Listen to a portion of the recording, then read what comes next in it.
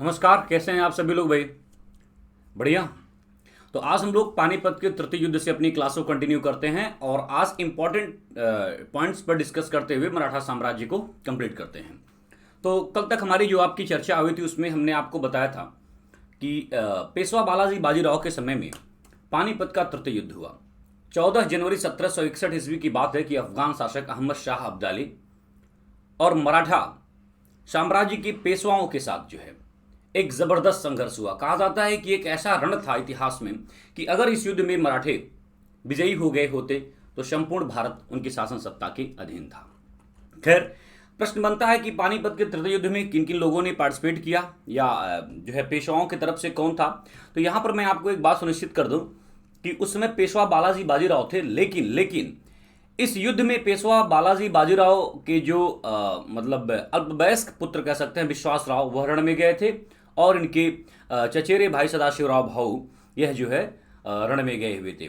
कहा जाता है कि 14 जनवरी 1761 ईस्वी को अहमद शाह अब्दाली की सेना ने नरसंहार किया और मराठे बुरी तरह पराजित हुए।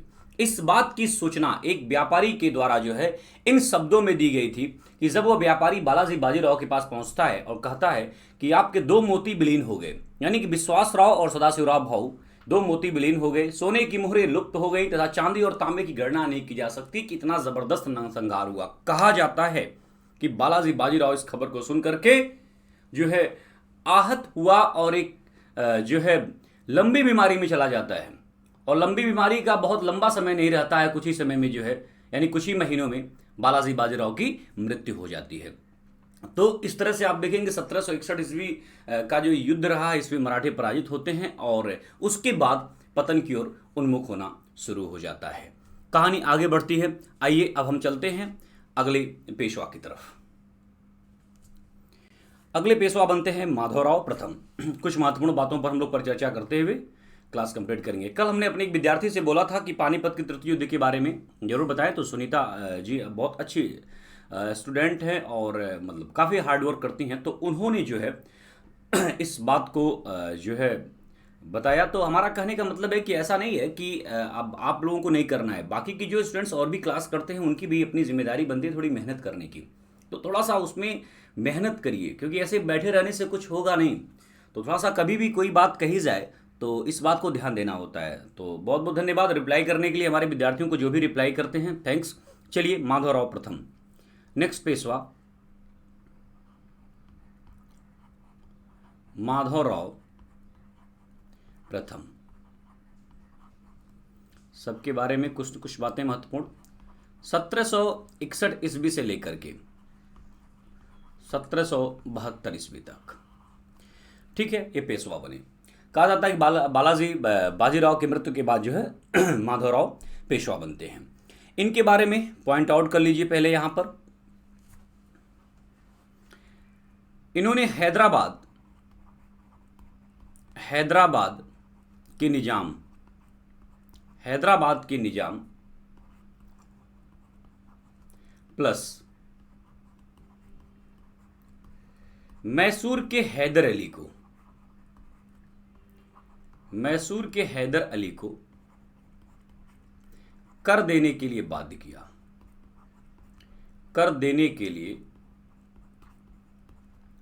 किया। अगला पॉइंट लिखिए। नेक्स्ट पॉइंट, कहा जाता है कि इनके समय में यानी कि माधवराव प्रथम में, बहुत महत्वपूर्ण लाइन है, इनके समय में मुगल बादशाह शाह आलम द्वितीय ने मराठों की संरक्षिता यानी कि इनके संरक्षण में संरक्षिता स्वीकार की।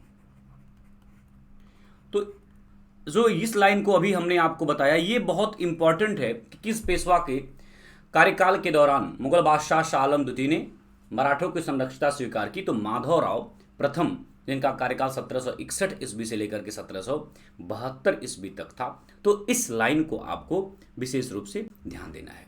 कहा जाता है कि एक लंबा कार्यकाल इनका नहीं हो पाया, उसके पीछे कारण था कि 18 नवंबर, बहुत दुखद घटना थी, 18 नवंबर 1772 ईस्वी को क्षय रोग आप लोग समझते हैं, टीबी, तो क्षय रोग के कारण इनकी मृत्यु हो गई।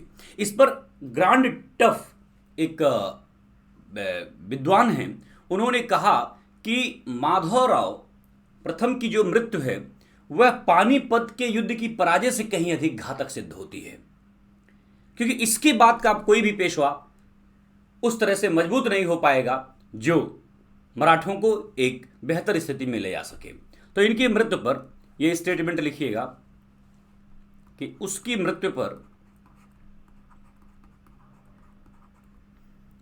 मृत्यु मराठों के लिए पानीपत की पराजय से अधिक हानिकारक सिद्ध हुई। मराठों के लिए पानीपत की पराजय से अधिक हानिकारक सिद्ध हुई।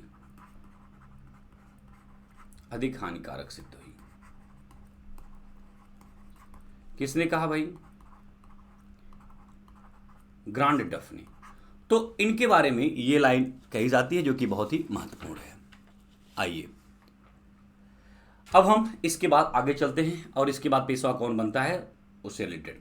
तो ये दो महत्वपूर्ण स्टेटमेंट आपको यहां पर मिला, एक यहां पर और एक मुगल बादशाह जो सदस्यता स्वीकार करता है, जिसको आप ध्यान देंगे। चलिए अगले पेशवा होते हैं माधव नारायण राव।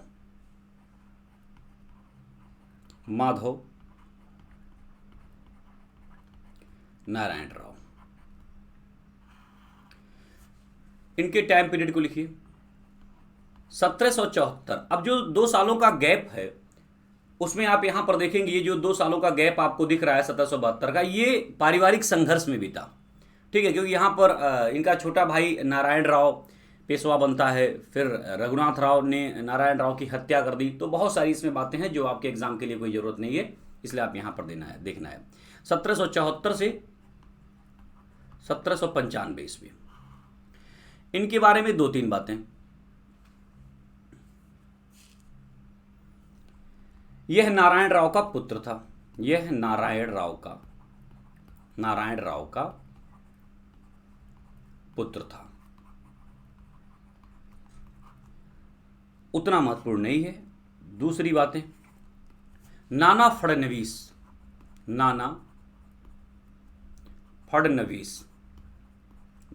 के नेतृत्व में मराठा राज्य की देखभाल के लिए, ठीक है, एक काउंसिल की नियुक्ति की गई थी। ठीक है, एक काउंसिल की नियुक्ति, 12 भाई काउंसिल की नियुक्ति की गई थी। ठीक है, तो नाना फडणवीस के नेतृत्व में मराठा राज्य की मराठा राज्य की देख रेख के लिए एक, कई बार पूछा गया है, 12 भाई काउंसिल की नियुक्ति की गई। तो ये 12 भाई काउंसिल की नियुक्ति किस पेशवा के शासनकाल के दौरान? तो माधव नारायण राव के दौरान। लेकिन किसने की? तो नाना फडणवीस के नेतृत्व में जो है 12 भाई काउंसिल की नियुक्ति हुई। तो ये बहुत महत्वपूर्ण पॉइंट्स है। और इसके बाद आगे चलते हैं, बाजीराव द्वितीय पेशवा बनते हैं। तो अगले पेशवा बाजीराव द्वितीय। बाजीराव द्वितीय 1796 से लेकर के 1818 तक। पहला पॉइंट लिखिएगा। फडणवीस की मृत्यु के बाद,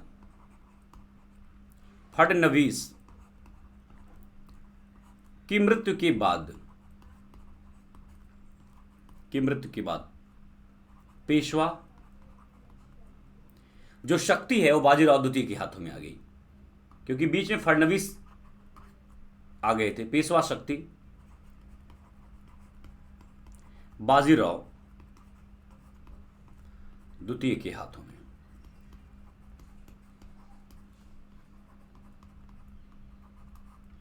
हालांकि 1796 ईस्वी में ये पेशवा बनते हैं, और आप देखेंगे कि 1800 ईस्वी में जो है फडणवीस की मृत्यु होती है, नाना फडणवीस की। लेकिन शुरू में इनके पास उतना पावर नहीं था, लेकिन जब नाना फडणवीस की मृत्यु हो जाती है तब उसके बाद जो है 1800 ईस्वी में पावर इनके पास आ जाता है। ठीक है, कहा जाता है कि बाजीराव द्वितीय को अंग्रेजों ने, बाजीराव द्वितीय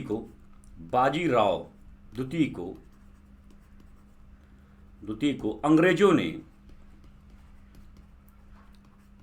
अंग्रेजों ने 8 लाख रुपए, सब पॉइंट्स ध्यान दीजिएगा, 8 लाख रुपए वार्षिक पेंशन देकर कहां भेज दिया था? विठूर, कानपुर, बिठूर भेज दिया। कहां पर भेज दिया? बिठूर भेज दिया। इन्हीं का उत्तराधिकारी दत्तक पुत्र बाजीराव द्वितीय का ही उत्तराधिकारी कौन बनता है भाई? उत्तराधिकारी इनका दत्तक पुत्र होता है, गोद लिया हुआ पुत्र, जिसका नाम था नाना साहेब। तो यहां पर आप इस चीज को ध्यान देना है, जो कि 1857 के रिवोल्ट के दौरान इन्होंने महत्वपूर्ण भूमिका निभाई थी। अब हम चलते हैं आंग्ल मराठा युद्ध की तरफ, अंग्रेज मराठा संघर्ष। उसमें जो महत्वपूर्ण पॉइंट्स हैं, उसमें आइए हम लोग क्या क्या पॉइंट्स हैं उसको देख लेते हैं, ताकि आज ये मराठा साम्राज्य की क्लास कंप्लीट हो, और इसके बाद फिर हम लोग जो है आगे अंग्रेजों की नीतियां और उस पर विस्तार से परिचर्चा करें। आंग्ल मराठा संघर्ष, आंग्ल मराठा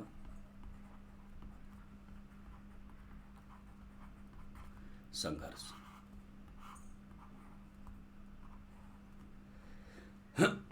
यहां पर आप देखेंगे कुछ पॉइंट्स आप लोग पॉइंट आउट कर लीजिए, ताकि जो मैं लिखा रहा हूं उसको याद करने के लिए लिखिएगा। बंबई की अंग्रेजी सरकार और रघुनाथ राव, जो मराठों में आप देखेंगे कि आपसी प्रतिस्पर्धा शुरू हो गई थी, उनके साथ रघुनाथ राव बंबई सरकार से मिल जाता है, यानी कि कंपनी सरकार से मिल जाता है, और अब कंपनी को मराठों के आंतरिक मामलों में हस्तक्षेप करने का जो है कह सकते हैं कि एक अवसर मिल जाता है। परिणाम कहीं कहीं आंग्ल मराठा संघर्ष को चुनौती मिलती है और कार्य आगे बढ़ता है। तो यहाँ पर जो है कुछ महत्वपूर्ण पॉइंट्स हम लोग लिख लेते हैं, फिर आगे बात करते हैं। लिखिए, बंबई सरकार यानी कि अंग्रेजी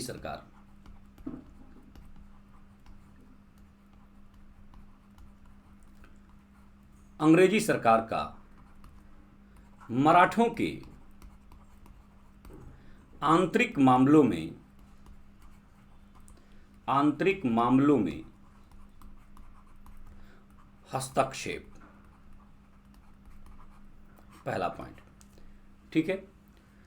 दूसरा, कहा जाता है कि जब रघुनाथ राव मुंबई सरकार से जाकर के मिलता है, तो वहाँ पर उनके बीच में एक संधि होती है जिसको सूरत की संधि कहते हैं। तो अंग्रेज और रघुनाथ राव के बीच जो संधि हुई, उस संधि का नाम था सूरत की संधि। अब सूरत की संधि जब ये लोग कर लेते हैं, तो होता क्या है कि इन लोगों ने कहा कि हम एक दूसरे की मदद करेंगे, यानी कि अंग्रेजों ने कहा रघुनाथ राव की, और रघुनाथ राव ने कहा कि जो है हम कंपनी की मदद करेंगे। लेकिन आप देखेंगे कि कंपनी इस कार्य को करने वाली नहीं है, और परिणाम ये होता है कि जब इनका आंतरिक मतलब मामला बिगड़ता है रघुनाथ राव का, तो कंपनी उसमें कोई विशेष इंटरफेयर नहीं करती है, और मतलब इनको कोई खुल करके सपोर्ट नहीं करती है। तो अंततः जो सूरत की संधि हुई रघुनाथ राव और कंपनी के बीच में, वो कहीं न कहीं इनके बीच में मनमुटाव होना शुरू हो जाता है, और कहानी भी आगे बढ़ती है। उधर जो मराठे थे वो बंगाल पर आक्रमण करते हैं, कर्नाटक पर आक्रमण करते हैं, इससे कहीं न कहीं अंग्रेजों को तनाव होता है। तो इस वजह से आप देखेंगे कि प्रथम आंग्ल मराठा संघर्ष की जो नींव थी वो पढ़नी शुरू हो जाती है। एक सामान्य सी भाषा में, कोई विशेष क्वेश्चंस ऐसे नहीं बनने वाले हैं। जो क्वेश्चंस बनेंगे संधियों से बनेंगे। अभी हम सेकंड और थर्ड एंग्लो मराठा वॉर में उन संधियों को लिखा देंगे जो आपकी परीक्षा में पूछा जाता है। ऑब्जेक्टिव क्वेश्चन आएगा, इससे डिस्क्रिप्टिव नहीं बनेगा, इसलिए घबराना नहीं है, तनाव नहीं लेना है। जितनी बातें बोल रहा हूं उतना बस पॉइंट आउट करो तुम लोग। तो सूरत की संधि,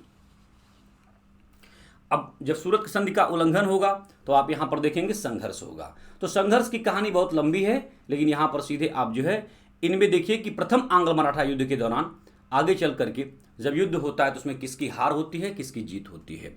तो परिणाम पहले आप देखिए, यहां पर देखिए, यहां पर मैं पॉइंट आउट कर देता हूं। प्रथम आंग्ल मराठा संघर्ष, दोबारा से प्रथम आंग्ल मराठा संघर्ष 1775 से 1782 तक ये कहानी चलती है। खैर आप यहाँ पर देखेंगे उसमें कई सारी संधियाँ होती हैं और कहा जाता है कि 18 मई 1775 ईस्वी को, ठीक है, आरस के मैदान में अंग्रेज और मराठों के बीच संघर्ष हुआ। 1775 को अंग्रेज और मराठों के बीच में संघर्ष हुआ, अंग्रेज और मराठों के बीच संघर्ष, और इसमें विजय किसकी होती है? अंग्रेजों की विजय होती है। अब अंग्रेजों की जब विजय होगी तो संधियां शुरू हो जाएंगी। ये संधि आपको याद रखना है। तो प्रथम आंग्ल मराठा युद्ध के दौरान जितनी भी संधियां हुई उन संधियों को आपको यहां पर ध्यान रखना है। चलिए, नंबर 1 पुरंदर की संधि, पुरंदर की संधि। और ये पुरंदर की संधि कब हुई भाई? 1776 ईस्वी में। किसके किसके बीच हुई? अंग्रेज सरकार और पूना दरबार के प्रतिनिधि नाना फडणवीस के बीच। तो अंग्रेज और नाना फडणवीस के बीच, तो अंग्रेज और नाना फडणवीस के बीच में पुरंदर की संधि हुई। बाकी इस पर कोई चर्चा नहीं करनी है। सेकंड आप लिखिए जो है, नेक्स्ट लिखिएगा बड़गांव की संधि, बड़गांव की संधि। बस ध्यान रखना है कि प्रथम आंग्ल मराठा संघर्ष के दौरान बड़गांव की संधि, बड़गांव की संधि का डेट लिखिए 1779। यहां लिखिएगा पूना दरबार और अंग्रेज, सेम पूना दरबार और अंग्रेज। तीसरा लिखिएगा सालबाई की संधि, ये महत्वपूर्ण है, सालबाई की संधि। ये आपको डेट याद रखना है, 1782 ईस्वी में। कहते हैं कि प्रथम आंग्ल मराठा संघर्ष का जो सबसे महत्वपूर्ण संधि माना जाता है वह सालबाई की संधि माना जाता है। और कहा जाता है कि यह पूना दरबार और अंग्रेजों के बीच में रहा, लेकिन इसकी मध्यस्थता किसने की थी? तो महादजी सिंधिया ने इसकी मध्यस्थता की थी। इस संधि के द्वारा आंग्ल मराठा युद्ध समाप्त हुआ। तो इसमें पॉइंट लिख लीजिए, पहला, इस संधि के द्वारा यानी सालबाई की संधि के द्वारा आंग्ल मराठा युद्ध समाप्त नहीं, शांत हुआ। समाप्त कैसे हो सकता है? शांत हुआ, ठीक है। और अंग्रेज अब जो है रघुनाथ राव का साथ छोड़ करके माधव नारायण राव को पेशवा मानेंगे।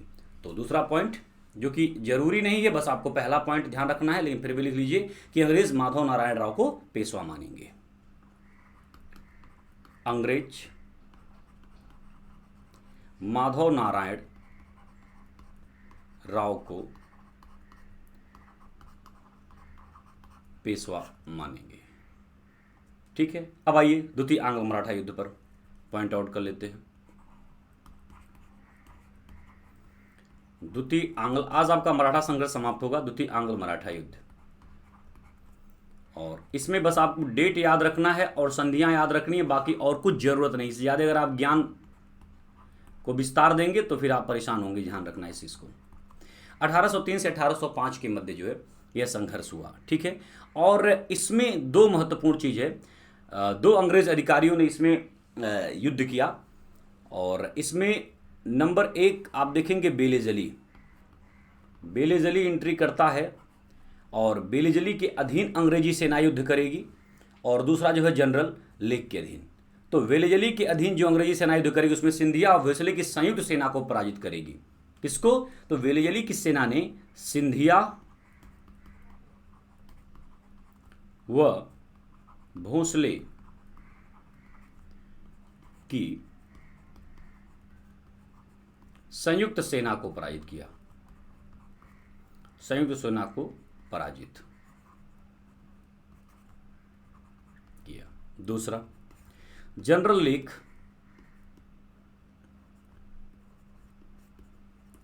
जनरल लेक के नेतृत्व में अंग्रेज सेना ने सिंधिया के बीच उत्तर भारत मतलब ये भी अंग्रेज और सिंधिया के बीच में युद्ध हुआ और कहा जाता है कि जिसमें अंग्रेजी सेना विजयी रही। तो यहां पर भी सीधे लिखिए जनरल लेक, ये भी विजय को प्राप्त हुआ।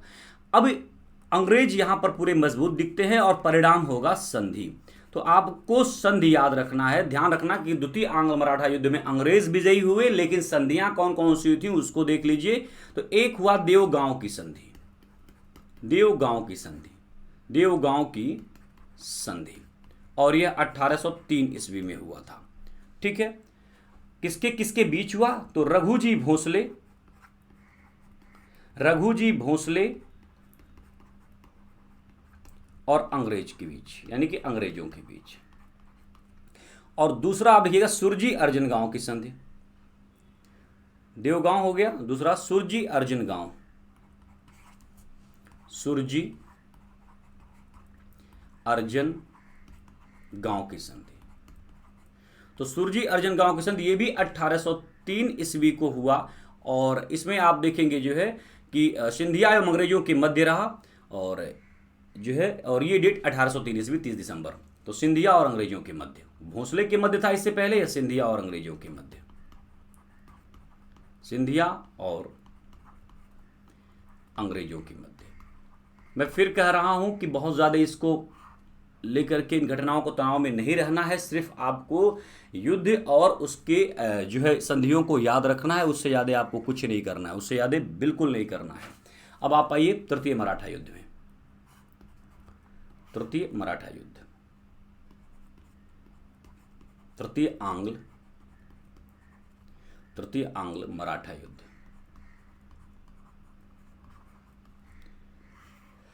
तृतीय आंग्ल मराठा युद्ध 1807 ईस्वी से लेकर के 1818 ईस्वी के मध्य लड़ा गया।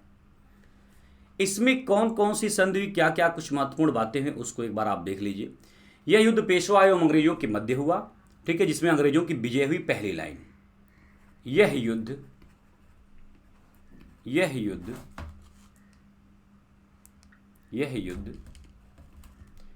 पेशवा और अंग्रेजों के मध्य हुआ, अंग्रेजों के मध्य, जिसमें अंग्रेजों की विजय हुई, जिसमें अंग्रेजों की विजय हुई। पहला पॉइंट। अब इसमें दो तीन महत्वपूर्ण संधियां होंगी, उसको आपको यहां पर देखना है। लिखिए पहला महत्वपूर्ण पॉइंट इसमें, 13 जून 1817 ईस्वी को पेशवा एवं अंग्रेजों के मध्य पूना की संधि हुई। ठीक है, तो 13 जून 1817 को पूना की संधि, पूना की संधि, बस आपको ये डेट याद रखनी है, बाकी ध्यान रखना है। पेशवा और अंग्रेजों के मध्य, पेशवा व अंग्रेज। इसके बाद ग्वालियर की संधि होती है, वह किसके किसके बीच? ग्वालियर की संधि, ग्वालियर की संधि 5 नवंबर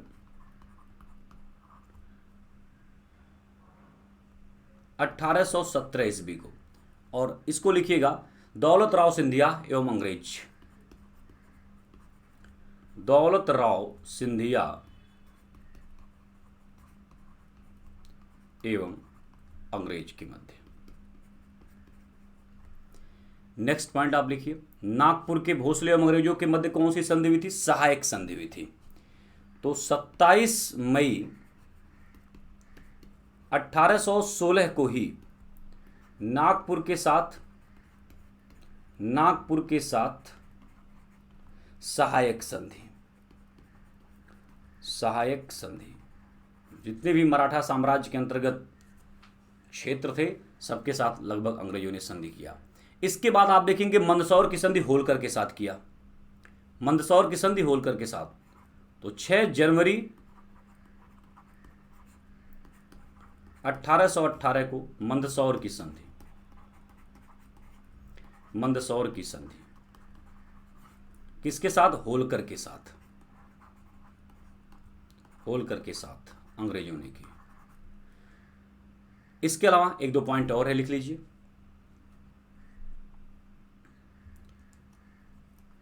कहा जाता है कि जो है जनवरी 1818 को एक युद्ध हुआ था, एक युद्ध हुआ।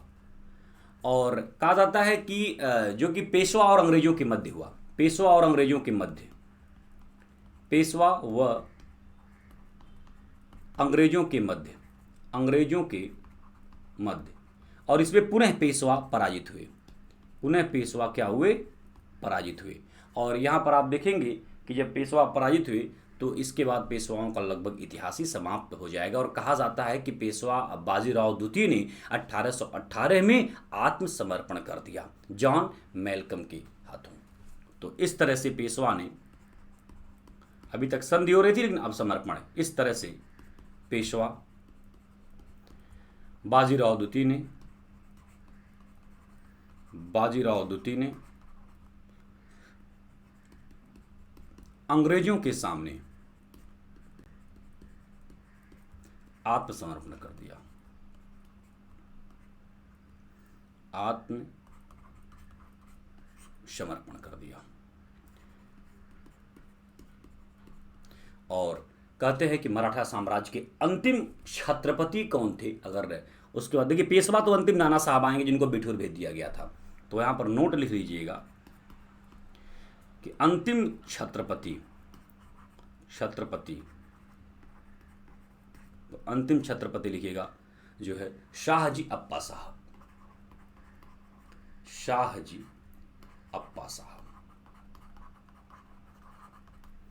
तो यहाँ पर जो कुछ आज थोड़ी सी क्लास फास्ट रही है, मुझे इस बात की जानकारी है, लेकिन एक मराठा साम्राज्य के जो की पॉइंट है, महत्वपूर्ण चीज़ें, उस पर हम लोगों ने बात की थी। आज की क्लास में सब डेट आपको याद रखना है और संधियाँ किनके किनके बीच में याद रखनी है, क्योंकि मैं बात फिर कह रहा हूँ कि आप नहीं याद कर पाओगे और उसको जिद मत ठान लेना करिए मैं याद करके दिखाऊंगा। जितना बताया जा रहा है बस उतना ही करिए जो कि परीक्षा के दृष्टिकोण से जितना महत्वपूर्ण है। तो इस तरह से मराठा साम्राज्य को हम लोग कंप्लीट किए, मराठा साम्राज्य समाप्त होता है, ठीक है। और इसके बाद अब जो है आप लोगों ने अवध को देखा, बंगाल को देखा और मराठों को देख लिया, इसके साथ साथ मैसूर को भी देखा और कर्नाटक भी हम लोग देखे।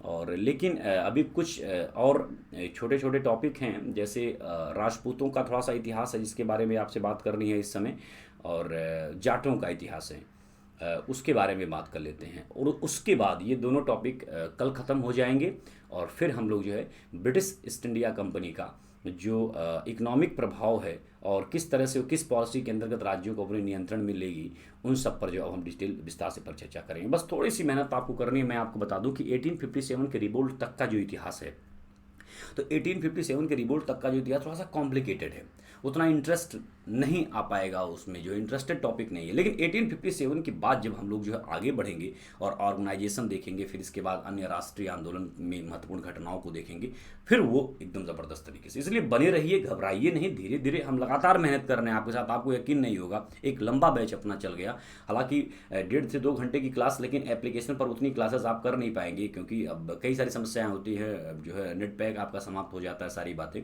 बट कंटिन्यू मैं क्लास ले रहा हूँ। और आप मार्केट में देख लीजिए कितने लंबे समय तक जुड़ना लोगों का बड़ा एक मुश्किल होता है, लोग टारगेटेड क्लास को कंप्लीट करते हैं। बट फिर भी आप लोग खुद मेहनत करिए, हम बेहतर करते हुए आगे चलेंगे। Thank you very much my dear students, thank you very much.